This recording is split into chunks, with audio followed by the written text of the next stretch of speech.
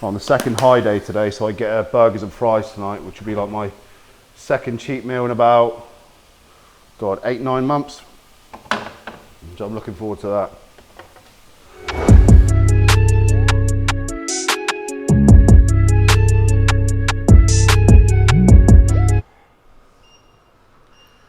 Second meal is going to be 200 grams of beef mince, 150 grams of jasmine rice, some chopped up green beans, and we've got 2 cookies to go along with that too. Chuck it on there, put it to 0, and then you can take it off and it comes into minus whatever you're taking out, which is going to be 200 grams. And we've got my favourite seasoning. I got this from actually my wife got it from a little shop in Brighton called the Spice Shop. They do some of the best flavours. So I'll just sprinkle some of that on there. To be honest, with the free range grass-fed beef mince, you don't really need too much flavouring because it just tastes so good in itself, but add a little bit of extra flavour never hurts. Chuck some of the green beans on there. So what I do with these, I chop these up to little fine little pieces and kind of mix them in with the rice.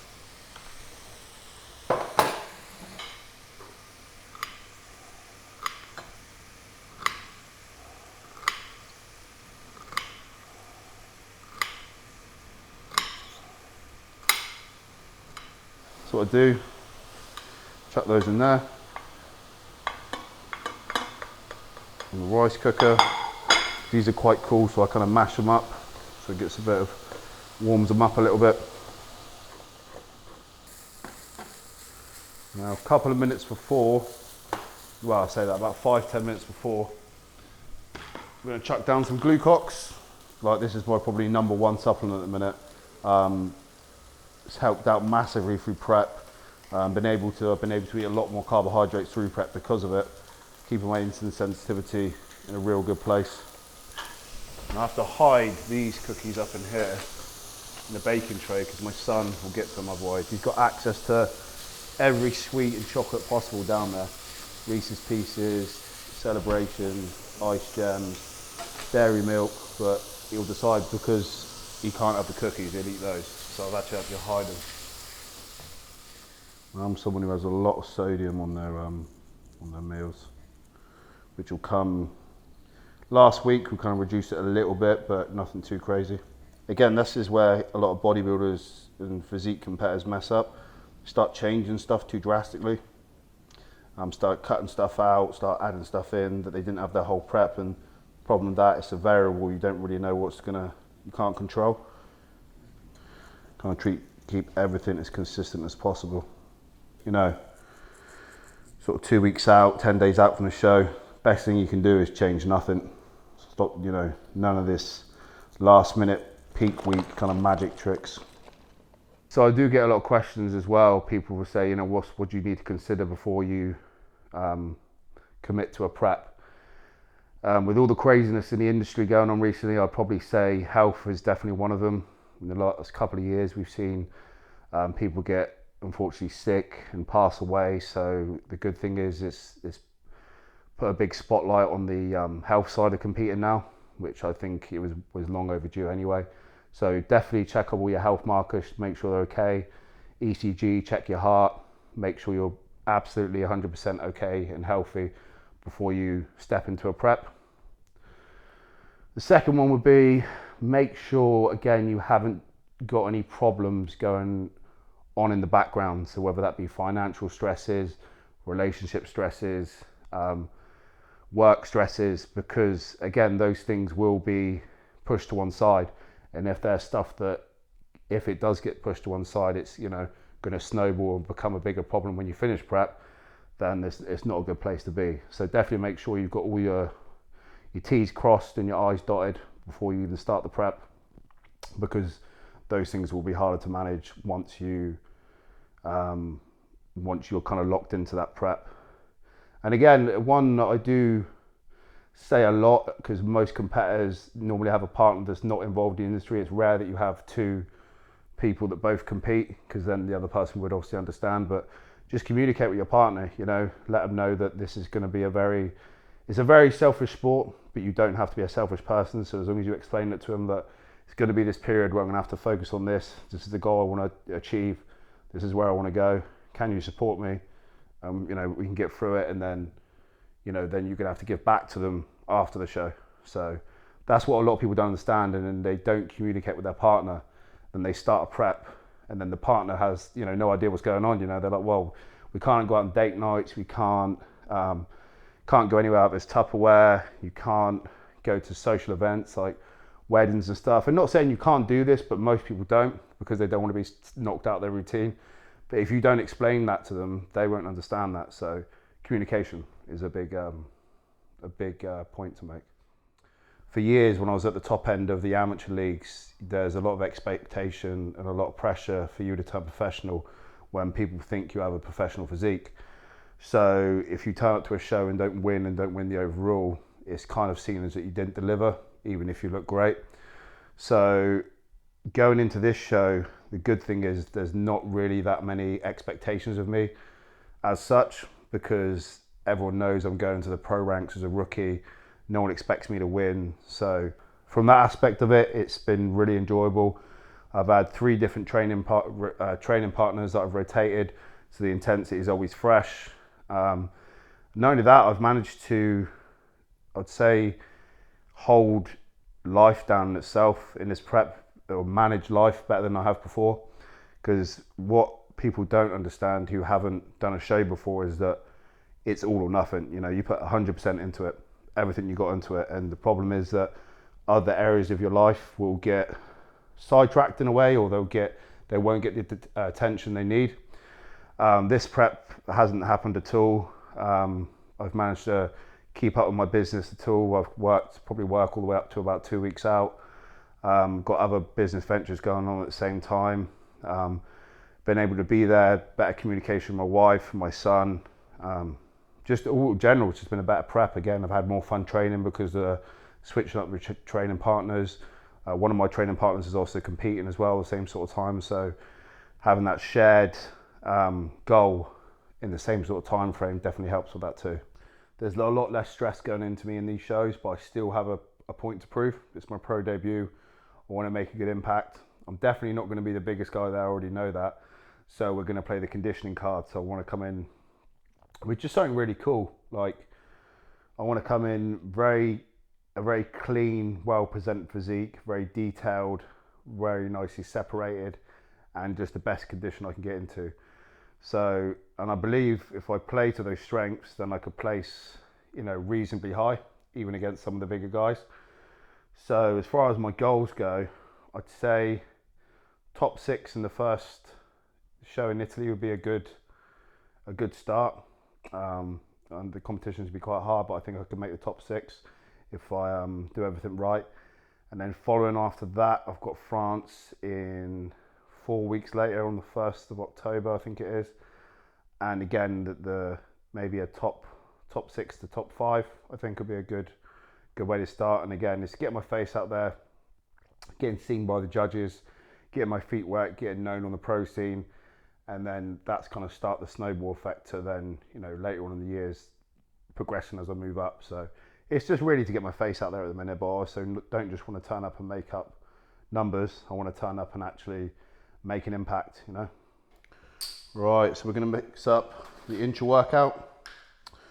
We've got the brand new Cola Rush Electrolytes. What a lot of people think is that they need more water when they're dehydrated, which partly is the case, but a lot of the time what you need is electrolytes, potassium, sodium, that you deplete yourself, especially if you're training real hard. And onto one of my favourite supplement needs products, which is EAA Plus, the peach tea flavour. Mixes really well with the Cola Rush, which is like a cola peach flavour. Again, one of the higher dosed products you can get when it comes to essential amino acids. A little bit more expensive, but like anything with decent products, you get what you pay for. I just like the sound of it. Okay, so first exercise, we're doing the adductor. I've been doing this first for probably a year and a half now. So for me, the outer sweep's a real strong part of my physique, part of my quads anyway. So what I'm trying to do is fill in all the detail on the inside. Looks great from the back shots when you're hitting back, rear lat spread, back double bicep. You really want that thickness from behind. So I'll start off, I'll do 3 or 4 warm-ups, get the adductors fired up, no less than 15 reps. Then I'll do about 3 working sets of 15 and then a drop set at the end.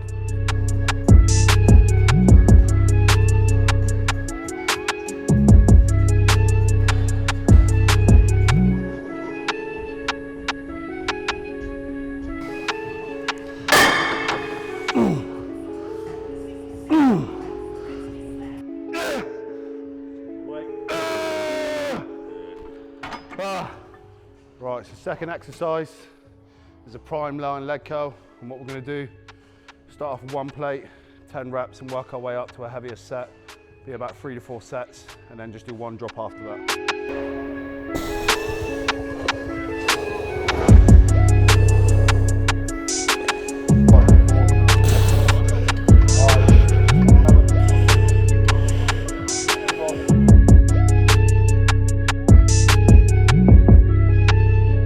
Right, so exercise number 3, we've got the prime leg extension. Similar to what we did on the lying leg curl. Start at 1 plate, move up in 12 to 15 reps so we get as heavy as we can, and then we do a big drop set. That way the legs are going to be fully fatigued before we go on to the heavy hack squats. Like I say, everything's going to be warm, the knees are going to be warm, hamstrings are warm, adductors are warm. Minimises the risk of injury then and maximises the contraction.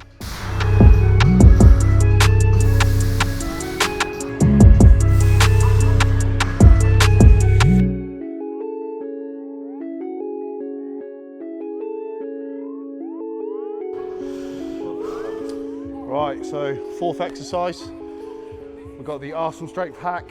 Now, this is probably one of the only exercises I use a band on. To be honest, I'm not really a massive fan of bands, I'm quite old school like that. But like I mentioned before, I just like well, I had a problem with my hip and the operation.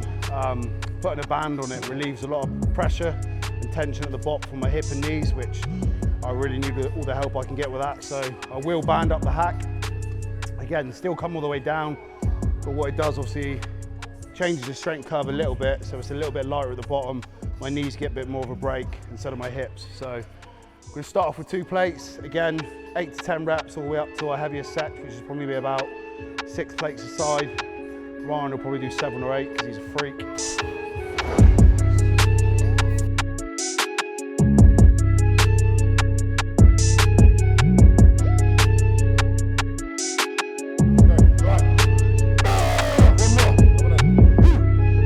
Exercise, we've got the hammer strength leg press.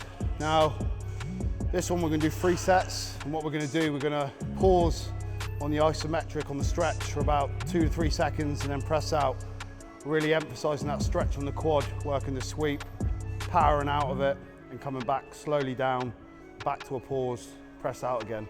So we're probably going to hit around 10 to 12 reps, and we're going to try and slowly progress up in weight. As long as we kind of hit that rep range from the 10 to 12, then it's all sweet. 3 sets, and then we're going to move on to that leg press.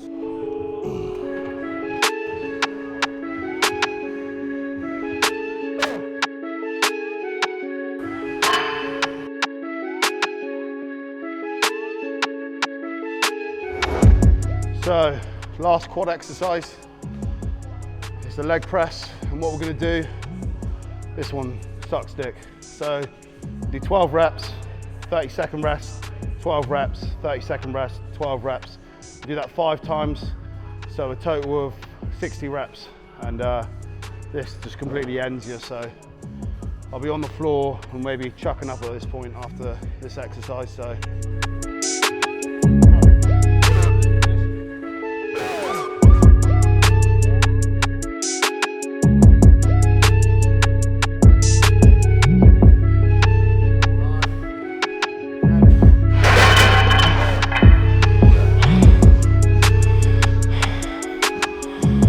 On this one, we're going to really focus on the isometric, so come in, hold again for about 2 seconds, focus on the squeeze, And what we're focusing on doing, rather than just kicking it back, we're focused on pulling down, keeping the glute out of it, really holding the isometric on the 1 second, 1 to 2 seconds we'll say, and then slowly lower back down. Again, this one's all about the contraction, so. I just like the sound of it.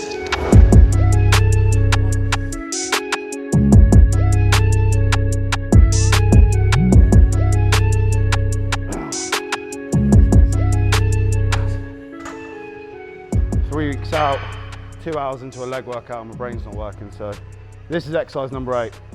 So with this one, we're going to do 2 sets, 15 reps, focus on the squeeze again, and then we're going to superset that with coming out and doing isometric glute contractions. So I'll do 15 reps, jump straight off, 30 seconds, squeezing the glutes as hard as I can.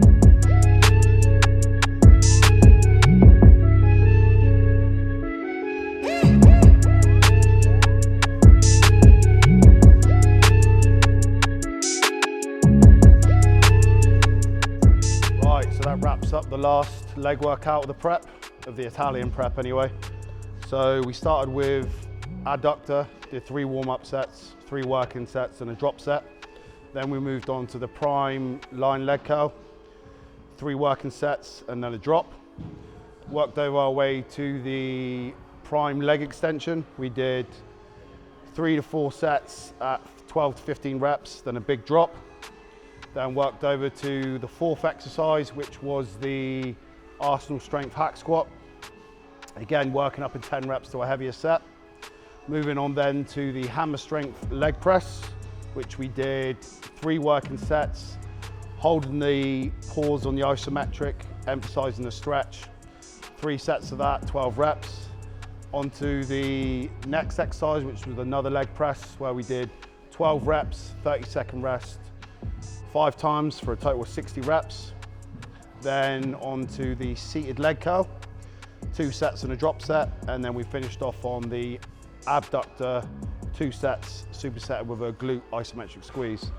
Now post-workout is my standard go-to, whether it's a high day or low day, off-season pre-contest, which is 2 scoops of Iso Pure and 10 grams of creatine.